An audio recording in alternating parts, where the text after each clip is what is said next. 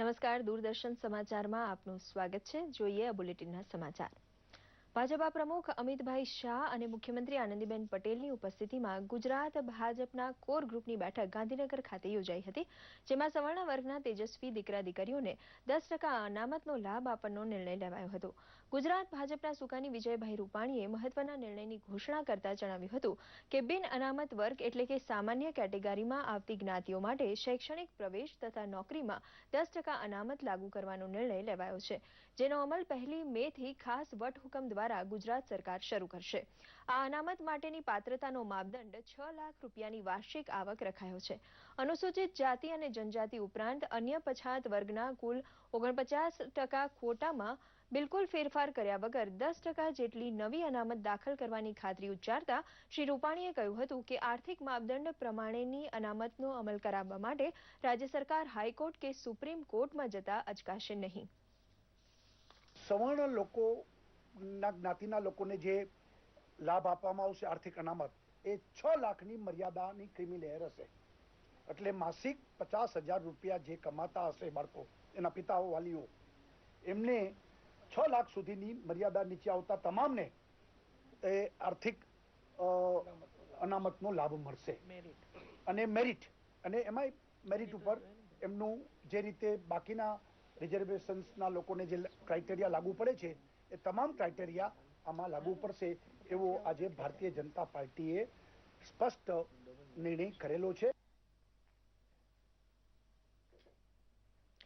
ભૌતિક અનુસંધાન પ્રયોગશાળા PRL ખાતે આજે ટેકનિકલ સેમિનારનું હિન્દીમાં આયોજન કરવામાં આવ્યું હતું, જેનો મુખ્ય વિષય વિજ્ઞાન અને ટેકનોલોજીના ક્ષેત્રમાં હાલની મહત્વપૂર્ણ સફળતાઓ તથા PRLમાં નવી પહેલ અને ખોજ રાખવામાં આવ્યો હતો. આ સેમિનારની શરૂઆત PRLના ડાયરેક્ટર ઉત્પલ સરકાર દ્વારા કરાવવામાં આવી હતી તથા ઉદ્ઘાટન ભાષણ માટે NIH રૂરકીના પ્રોફેસર ડોક્ટર શરદ કે જૈનને આમંત્રણ આપવામાં આવ્યું હતું.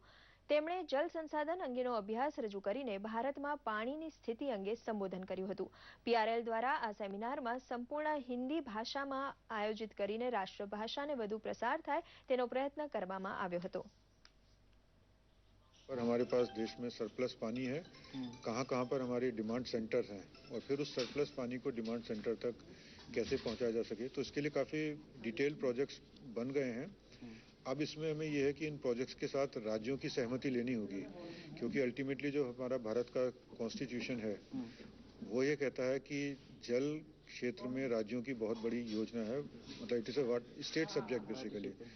तो स्टेट्स के साथ हमें मिलजुल कर बैठकर, और ये प्रयास चल भी रहे हैं, उनकी सहमति ली जाए और उसके बाद उन परियोजनाओं को बनाया जाए और उन पर काम शुरू किया जाए. जो रिसर्च हम PRL में कर रहे हैं उस रिसर्च को हम लोकोपयुक्त भाषा में वहाँ तक उनको पहुँचाए, और इसमें 28 टेक्निकल प्रेजेंटेशंस हैं.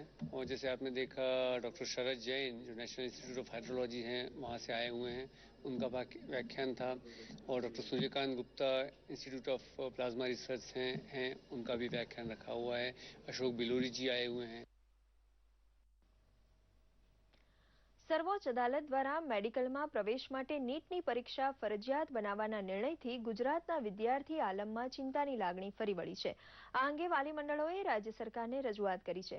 આ અંગે પ્રવક્તા મંત્રી નીતિનભાઈ પટેલે જણાવ્યું કે વિદ્યાર્થીઓને નીટની પરીક્ષા માટે તૈયારીનો સમય ન હોવાની રજૂઆતના પગલે આગામી વર્ષથી નીટની પરીક્ષા લેવા માટેની અરજી સરકાર સર્વોચ્ચ અદાલતમાં કરશે. કેન્દ્રમાં આપણા જે સુપ્રીમ કોર્ટમાં ગુજરાત સરકારના વકીલો છે એમની સાથે પણ આપણે સંપર્કમાં છીએ. ગુજરાતની પ્રજાની, નાગરિકોની, પેરેન્ટ્સની અને વિદ્યાર્થીઓની જે લાગણી છે એ ગુજરાત સરકાર સમજે છે, સ્વીકારે છે કે આ વર્ષથી જો નીટની પરીક્ષા લેવાય તો ગુજરાતના વિદ્યાર્થીઓનું અહિત થાય એવું છે. એ લાગણીનો પડઘો આપણે સુપ્રીમમાં અરજી સ્વરૂપે રજૂ કરવાની કાર્યવાહી કરી રહ્યા છીએ. સર્વોચ્ચ અદાલતે મેડિકલ કોલેજોના પ્રવેશ માટે લેવાનાર નીટ પરીક્ષા બાબત પોતાના આદેશમાં ફેરફાર કરવાનો સ્પષ્ટ ઇનકાર કર્યો છે. અદાલતે કેન્દ્ર સરકાર દ્વારા દાખલ કરાયેલ રિવ્યુ પિટિશનની સુનાવણીમાં જણાવ્યું હતું કે 1 મેના રોજ જ નીટ યોજાશે. આ અગાઉ અદાલતે ગઈકાલે આપેલ ચુકાદા અનુસાર હવેથી મેડિકલ કોલેજમાં પ્રવેશ મેળવવા માટે વિદ્યાર્થીઓએ કેવળ એક ટેસ્ટ નીટ એટલે કે national eligibility cum entrance test આપવાની રહેશે. સર્વોચ્ચ અદાલતે જણાવ્યું છે કે 1 મેના રોજ યોજાનાર all India pre medical test નીટના નામે યોજાશે, જ્યારે નીટની બીજી એક પરીક્ષા 24મી જુલાઈએ યોજાશે. નીટ દ્વારા દેશભરની તમામ મેડિકલ કોલેજોની પૂરી 100% સીટો પર પ્રવેશ મેળવી શકાશે. તો આ સાથે અત્યારનું આ સમાચાર બુલેટિન અહીં સમાપ્ત કરીએ છીએ. નમસ્કાર.